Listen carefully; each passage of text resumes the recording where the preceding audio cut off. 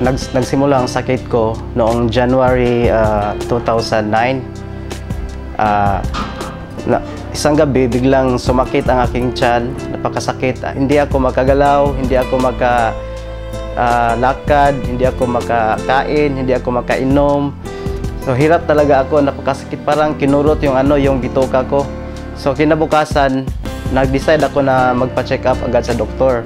So pagdating ko sa doktor, sabi niya sa akin, kailangan ko raw na mag-ultrasound. So binigyan niya lang ako ng pain reliever.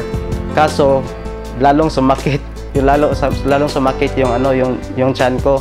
So kinabukasan, nagpa-ultrasound ako kaagad. So ang resulta lumabas na mayroon pala akong 1.6 cm na kidney stone. Pagkatapos noon, binigay ko ang resulta sa doktor. Binalik ko ang resulta. Sabi ng doktor, kailangan ko daw na magpa-opera. Kaso walang laser dito sa Tagbilaran. So kailangan pumunta sa Cebu. Wala ko sa kondisyon, so napakahirap, napakasakit talaga. So naalala ko yung kapatid ko na meron siyang ini-endorse na produkto. So tinawagan ko siya.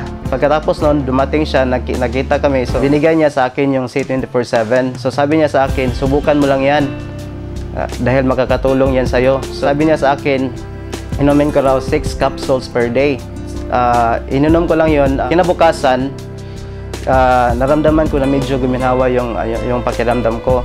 So makakain ako, makagalaw na ako. So pinagpatuloy ko lang yung pag-inom.